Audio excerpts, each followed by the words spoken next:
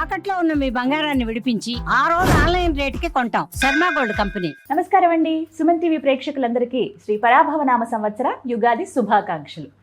మరి ఉగాది అనగానే అందరికీ గుర్తొచ్చేది రాశి ఫలాలు.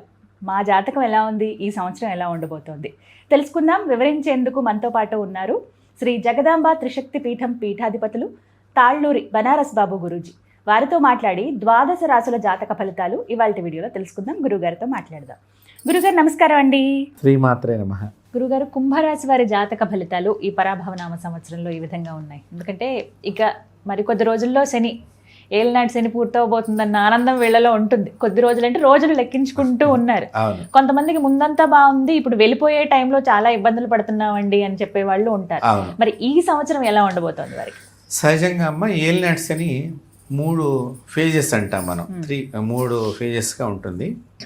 ఒకటి పక్క రాశిలో ఉన్నప్పుడు, మన పక్కనే ఉన్నప్పుడు ఏమిటి ప్రభావం, అలాగే మనకు వెనక రాశిలో ఉన్నప్పుడు దాని ప్రభావం, అలాగే మన రాశిలోనే ఉన్నప్పుడు ప్రభావం. మామూలుగా ఏలినాటి శని అనేటువంటిది కనుక మీకు వచ్చిందనుకోండి, అంటే మీరు అడిగారు వెళ్ళిపోతోంది కొంచెం, ఇప్పటిదాకా బాగున్నాము మళ్ళీ దెబ్బతింటామా అని ఒక అనుమానం. ఇప్పుడు వెళ్ళిపోతుంది కదా, ఇప్పటిదాకా దెబ్బతిన్న వాళ్ళకి ఆనందం. అంటే ఏలినాటి శని ఎప్పుడైనా కూడా వచ్చేటప్పుడు లాభం చేసింది అనుకోమ్మా, వెళ్ళేటప్పుడు నష్టపడటానికి అవకాశం ఉంటుంది. అందుకని ఎప్పుడు వచ్చేటప్పుడు నష్టం చేస్తే బాగుండని కోరుకోవాలి. పోతూ పోతూ చాలా లాభం చేసి పెడుతుంది ఏలినాటి శని. కాబట్టి ఇక్కడ అది మనం ఆలోచన చేసుకోవాలి ప్రతి ఒక్కరు. ఒకటి, ఏదేమైనప్పటికీ కూడా భగవంతుడి ఆరాధన ఉంటేనమ్మా ఏ గ్రహమైనా కూడా మనకి చాలా, అంటే గోటుతో వెళ్ళిపోయినట్టుగా, గొడ్డలతో కాకుండా గోటుతో వెళ్ళిపోయినట్టుగా దాని ప్రభావాలు భగవంతుడు మనకి తీసేస్తూ ఉంటాడు. కాబట్టి భగవంతుడి ఆరాధన కావాలి. గ్రహాలన్నీ కూడా, గ్రహలోకం అంతా కూడా మనకి చాలా తక్కువ డిస్టెన్స్లో ఉంది. దానిపైన ఉన్న భగవంతుడిని కనుక ఆరాధన చేస్తే, గ్రహాలకు కూడా ఆయన నాయకుడు, మనకి నాయకుడే, గ్రహాలకు కూడా ఆయన నాయకుడే. కాబట్టి ఆ నాయకుడు అయినటువంటి ఆ పరమేశ్వరుడి ఆరాధన చేస్తే కనుక మనకు అసలు బాధలు ఉండవు. నిత్యము మనం భగవంతుడి మీద కాన్సన్ట్రేషన్ తగ్గే ఈ సమస్యలు మనిషి.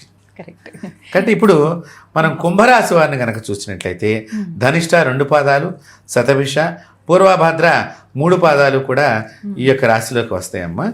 ఇక్కడ మనం చూసినట్లయితే కుంభరాశి వారికి పెట్టుబడులపై మంచి ఫలాలు అందుకునేటువంటి అవకాశం కనిపిస్తోంది. కొంత ఉద్యోగ వ్యాపారాల్లో అభివృద్ధి కనిపిస్తోంది. స్నేహ బాంధవ్యాలు పెరిగేటువంటి అవకాశం కనిపిస్తోంది. అలాగే వ్యవసాయ పరిశ్రమల రంగాల వారికి ప్రతిఫలాలు అందుకుంటానికి అవకాశం కనిపిస్తోంది. ఉన్నత విద్య ప్రయత్నాలు ఫలించేటువంటి అవకాశం కనిపిస్తోంది. పరిశోధన చేసేటువంటి రంగాలు, డిపార్ట్మెంట్, అంటే కొన్ని మనకి పరిశోధనలు అంటే ఇప్పుడు మనకి సైంటిస్టులు ఉన్నారు. నాసా ఎట్లాగైతే అక్కడ అమెరికా వాళ్ళకు ఉన్నదో మనకి ఇక్కడ మన దేశంలో శాస్త్ర సాంకేతిక రంగానికి సంబంధించినటువంటి మనకి ఇస్రో సంస్థ, పరిశోధన సంస్థ, దానిలో పనిచేసేటువంటి వాళ్ళు ఈ కుంభరాశి వాళ్ళు కనుక ఉన్నట్లయితే వాళ్ళకి చాలా అనుకూలతగా ఉన్నది అని చెప్పుకోవచ్చు మనం. అలాగే పెద్దల ఆరోగ్యం కూడా ఈ కుంభరాశి వాళ్ళకి కొంచెం, అంటే కొద్దిగా బాధలు పడి ఉన్నాము, ఏదో సమస్యలు వచ్చినాయి, టెన్షన్ ఉంది, అది కొంచెం తగ్గే అవకాశం కనిపిస్తోంది. అలాగే గురువు యొక్క అనుగ్రహాన్ని చూసుకున్నట్లయితే ఈ సంవత్సరం వీళ్ళకి కొన్ని పనులు వాయిదా వేసుకోవటం మంచిది. శాస్త్ర విజ్ఞాన రంగాల వారికి ప్రోత్సాహకరంగా ఉంటుంది. పిల్లల వృత్తి, విద్య, వివాహ విషయాల్లో అభివృద్ధి కనిపిస్తోంది. టెలివిజను, క్రీడలు, సృజనాత్మక రంగం వారికి, బ్యాంకింగ్, ఫైనాన్స్, విద్యా సంస్థలు, సినిమా రంగానికి సంబంధించినటువంటి డిపార్ట్మెంట్ వాళ్ళందరికీ కూడా కొంత అనుకూలంగా కనిపిస్తోంది. అలాగే ఈ సంవత్సరంలో వీళ్ళకి గురువు వక్రగమనంగా ఉండటం మూలకంగా జరిగేటువంటి లోపం ఏంటంటే ఆర్థిక సమస్యలు తలెత్తుతాయి. అట్లా చూపిస్తాడు వీళ్ళకి. అనుకోని ఆటంకాలు ఏర్పడతాయి. అలాగే కొంచెం ప్రత్యేక శ్రద్ధ చూపించాలి. ఆరోగ్యం పట్ల ప్రత్యేకించి ఆరోగ్యంగా వారు ఉన్నామా లేదనేది కొంచెం శ్రద్ధ చూపించుకుంటూ ఉండాలి ఈ సంవత్సరం అంతా కూడా. ఏదన్నా వస్తే చక్కగా డాక్టర్ని చూపించుకోవటం మంచిది. ఇదేదో మామూలుగా గ్యాస్ నింపి అనుకోవద్దు. ఎవరు కూడా కొంచెం ఆరోగ్యం పట్ల శ్రద్ధ ప్రత్యేకించి చూపించాల్సిన పరిస్థితి కనిపిస్తోంది. అలాగే శని యొక్క వీక్షణను మనం చూసినట్లయితే శని వీళ్ళకి 2వ ఇంట్లో ఉన్నాడు. ఎలాంటి ఫలితాలు ఉంటాయి? దాన్ని చూస్తే కనుక ఆరోగ్యం మందగించే అవకాశం కనిపిస్తోంది. పై అధికారులు ఒత్తిళ్ళు ఎదురవుతాయి. అలాగే వేతనాలు పెరుగుతాయి, ఖర్చులు కూడా పెరుగుతాయి. అది ఖచ్చితంగా.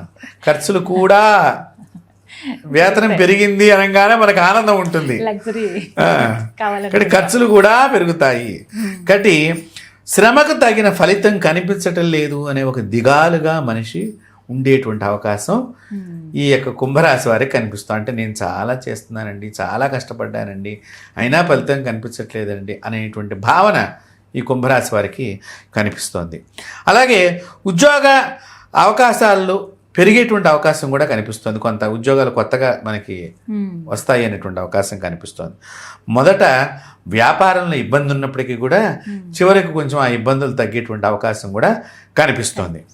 ఇక రాహుకేతువుల యొక్క ఫలితాన్ని కనుక మనం చూసినట్లయితే ఈ కుంభరాశి వారి మీద ఎలా ఉంది అంటే మనస్పర్ధలు ఏర్పడటానికి చక్కగా మార్గం కనిపిస్తోంది. కాబట్టి దయచేసి పందాలు పోటీల్లో నష్టపోయే ప్రమాదం ఉన్నది, దూరంగా ఉండాలి. ఆరోగ్యం మందగిస్తుంది, వాహన ప్రయాణం దూరంగా ఉండటం మంచిది. అంటే ప్రయాణాలు ఇచ్చే చాలా జాగ్రత్తగా ఉండాలి. పెద్దల సలహా మేరకు నడుచుకుంటూ ఉంటే నష్టం యొక్క తీవ్రతని తగ్గించుకునే పరిస్థితి మీకు ఉంటుంది. కాబట్టి ఇక్కడ అది మనం చూడవలసినటువంటి స్థితి. పెద్దల మాట చద్దన్న మూట అంటారు పెద్దవాళ్ళు.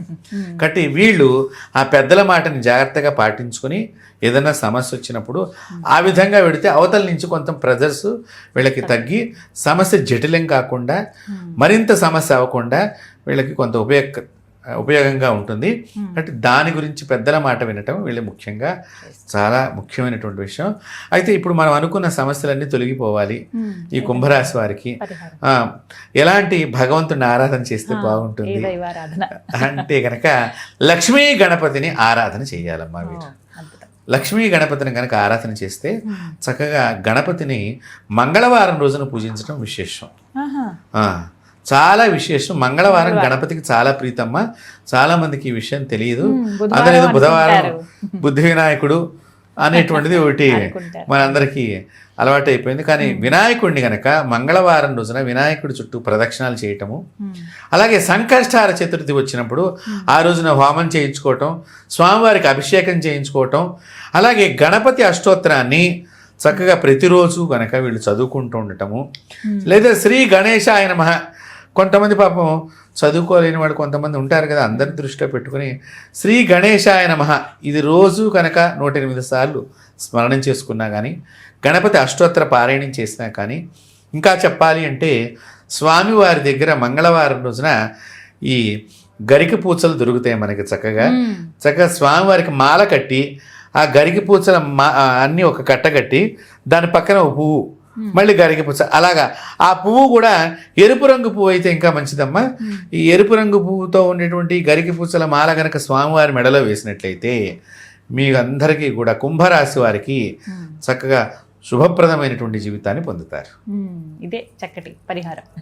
చాలా చక్కగా వివరించారు గురుగారు. ధన్యవాదాలండి. స్వస్తి.